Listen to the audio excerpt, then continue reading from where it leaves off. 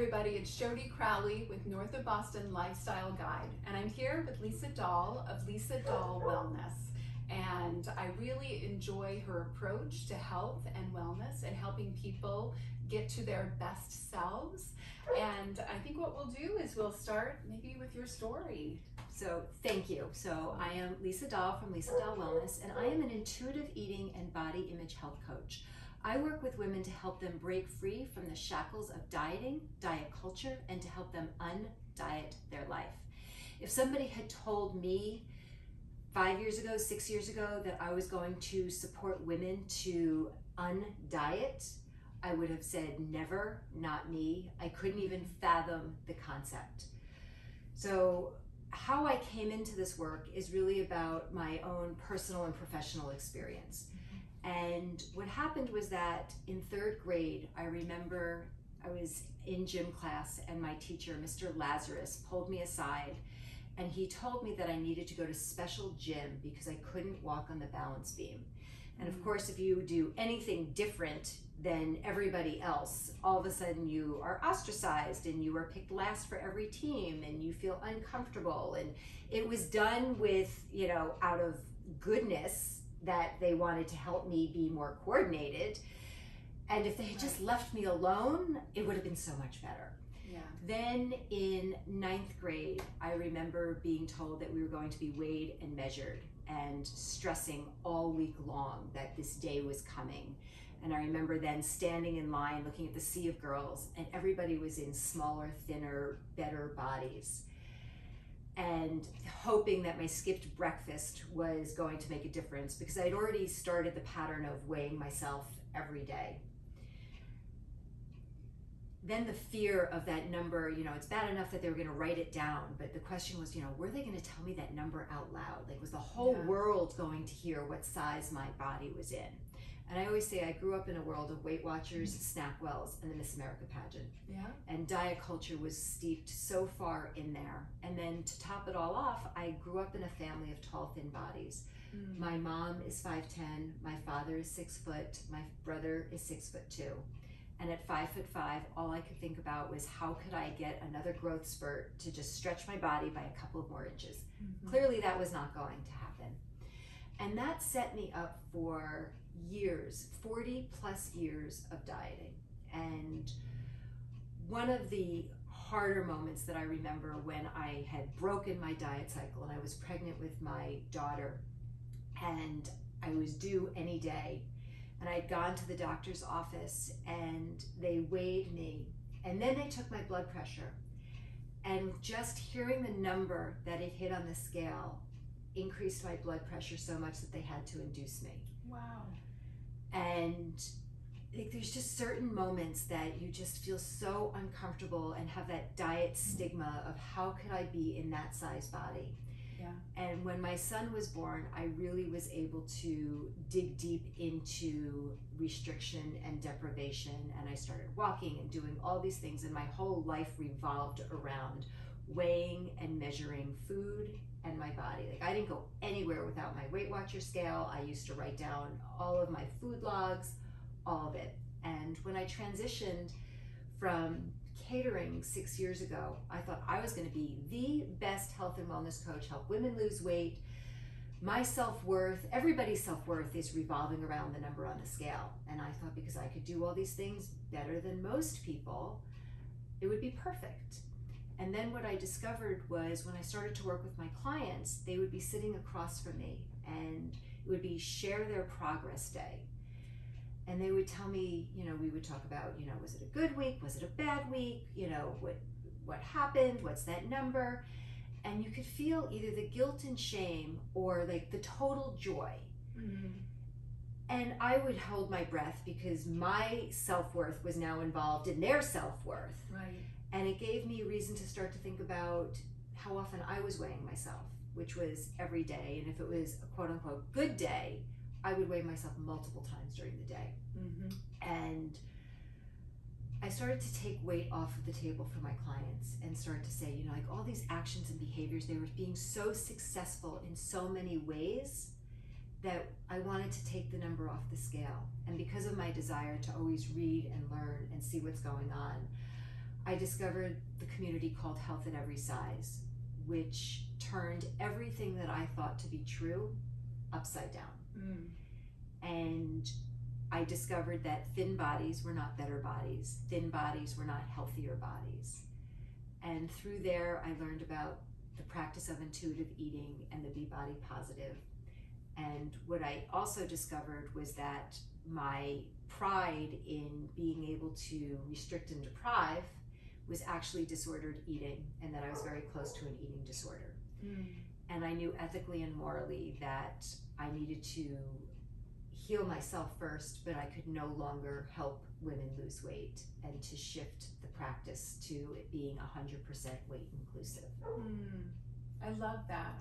I remember you saying that, and just there's a weight that's lifted when someone says that.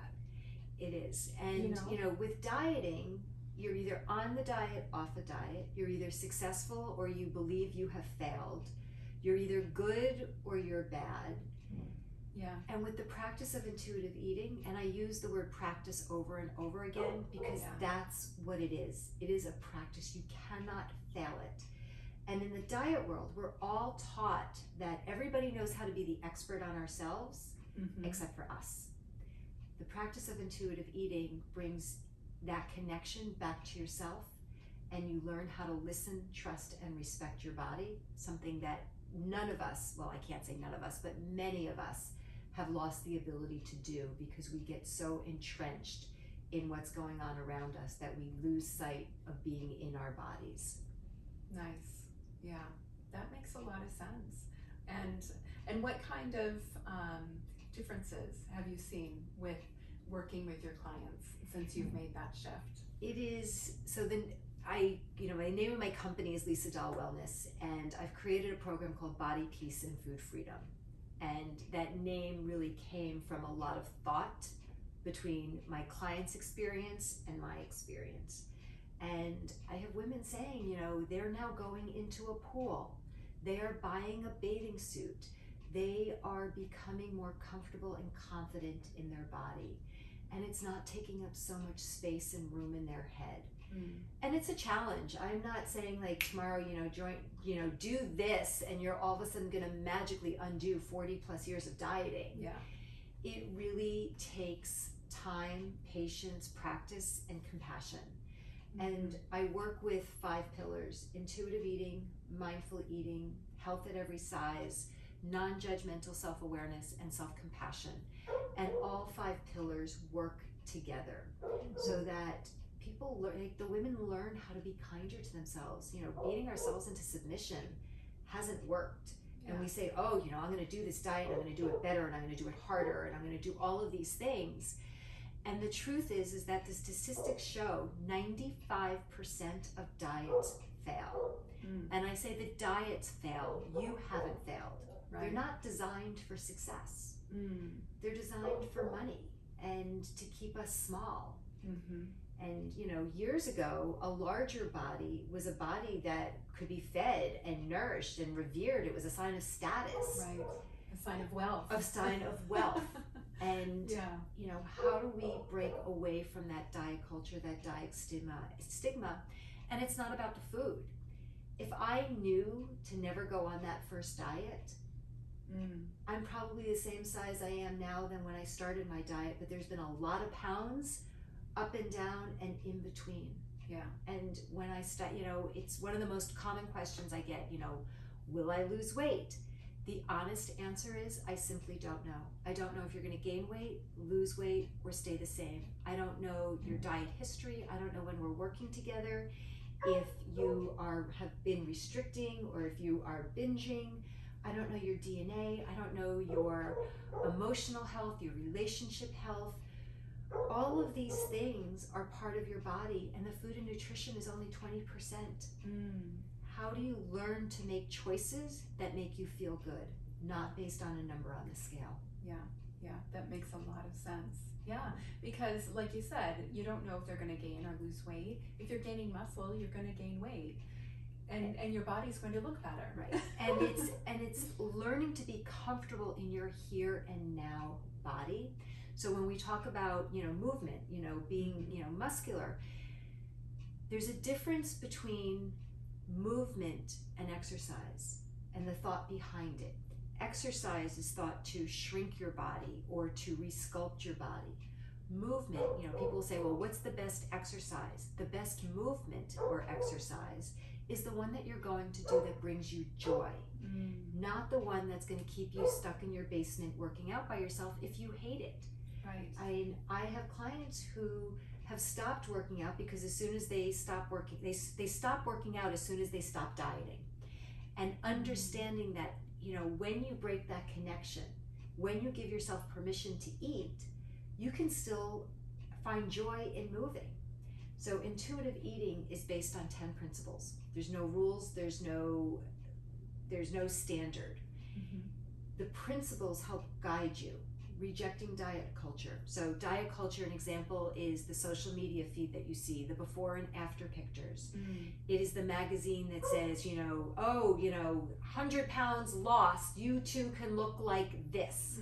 And then there's the small print underneath. So understanding those messages, or get your beach body, learning to question, is this really true? What, the statistics are that within 1 to 5 years, any weight that you have lost, you will regain, and chances are you will regain additional weight. And there's scientific studies that talk about all of these things. So the second principle is honoring your hunger. As dieters, we are taught to ignore our hunger. We get these beautiful meal plans. They show up in shiny little pages. I'm going to eat this, I'm going to eat this, I'm going to eat this. And nobody really focuses on what their body is experiencing. So it's learning to feel your hunger and acknowledge it. One of the best examples I can give is something called interoceptive awareness, where if your bladder is full, you have to pee. You're going to do anything you can to relieve yourself. Our hunger as women, we're like, oh, I can eat later. I can ignore it. I already just ate. I shouldn't be hungry. When we give ourselves permission to eat and to honor our hunger, it changes our relationship with all food. Right. Challenging the food police, those voices that we hear in our heads every time that we want to make a food decision. How do we turn the food police into our allies? So my biggest nemesis was the nutrition informant. I would see food as labels. So many calories, so many macros. Instantly, is it a good food or a bad food? Turn that nutrition informant into your nutritional ally. It's not that nutrition doesn't matter. It actually comes last, so that you learn to be in your body. How does the food make you feel? Not about what you think you should or shouldn't be eating. Satisfaction. Nobody talks about satisfaction when we're dieting. It's kind of an afterthought. Oh, that bar satisfied me. Really? I ate bars for 20 years. When I think about satisfaction at a bar and satisfaction on how I eat now, they're two very different definitions. We psych ourselves into being satisfied with this thing, or that rice cake with a smear of peanut butter on it, if you're allowed to have fat.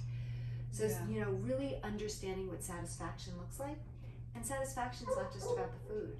What is your relationship? Who are you eating with? What does your environment look like? What is the full experience? Understanding your fullness. We kind of blow past our fullness because we're not present with our food. Learning to eat mindfully. Respecting your body. A body that is respected is a body that we take care of. I'm not saying that you're going to instantly love your body. Learning to create a relationship where you can offer kindness and compassion and respect. When that happens, we treat our bodies much kinder than we typically would. Coping with our emotions with kindness, where we are told emotional eating is horrible. It's the worst thing that could happen. I'm an emotional eater, the badge of shame. What would it feel like to switch that conversation where it's actually a gift? It's telling you that something else is happening. What is going on? What are you feeling in your body? Is it stress, anxiety, depression, loneliness? All of those things. Or are you celebrating something? Learning to name your emotions and to be aware gives you a different choice. You get to respond versus react. Right. And then movement, which I shared, and nutrition comes last, so that you stay in your body and out of your head, and you merge the two things together so that you can find, as I say, body peace and food freedom. Right, right. Wow. So there's a lot of good nuggets there. There's a lot of information, and Yeah. it really, I know it changed my life personally and professionally. Yeah. And I see how it has changed the lives of my clients. Yeah. And the best gift is to no longer have to diet, to end that binge cycle, to end the emotional eating. And it's not that emotional eating is all going to disappear. Yeah. Sometimes it is what you need. It's learning to ask the question, what am I feeling and what do I need? And sometimes food is the answer, and it should be the answer without guilt or shame. Right. Absolutely. I love it. I love your approach. I think it makes a lot of sense. It's obviously working for you. It's made such a huge difference. Yeah. And Yeah. I get to, I eat food. I mean, I've always eaten food, but I've done it with so many rules and restrictions. Yeah. And it's made my life easier. And I don't think about food 24/7 anymore. Yeah. Even though I talk about it with my clients, Yeah. I'm not obsessed with it. Yeah. Yeah. So it has really made a difference. Absolutely. Well, what we're going to do is, this video is going to be a part of a web page that Lisa Dahl Wellness, and we'll make sure to link out to your website, because you have ongoing programs that you offer I that do. are offered at different times of the year. Yes. And we want to make sure that you go to her website and take a look at what the next program is. That would be wonderful. And it's the practice of intuitive eating and mindful eating. It can be really scary and exciting at the same time. Yeah. So one of the best things to do is to dip your toes into mindful eating, and I have a free 5-day mindful eating experience, Nice. which you can just go to my website and sign up for, and you'll get an email each day with a very short practice. The videos are 1 to 2 minutes long, and just to give you an idea of what it feels like. The only request that I would love to offer to you is to try not to diet or weigh yourself for 5 days, and it's an experiment. Try something new. And I work with my clients one-on-one, and I also have my premier program called Body, Peace, and Food Freedom. And what I love about this program and the feedback I get from my clients is that it's one-on-one coaching with a small group experience. So we meet once a week for community connection and education.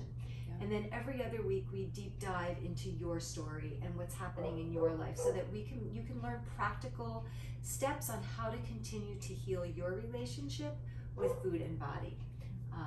And depending on the timing, I do offer the program typically 2 times a year, and the next one starts on May 25th. So there's usually a fall and a spring, or actually it's almost 3 times a year. Nice. So there's the January, there's May, and then the fall program. So Awesome. whenever you're watching, just feel free to check out my website and see when the next one starts. Yes, absolutely. Well, Lisa, thank you for your time. I really appreciate your approach to health and wellness, and excited to share your story with our audience. So thank you.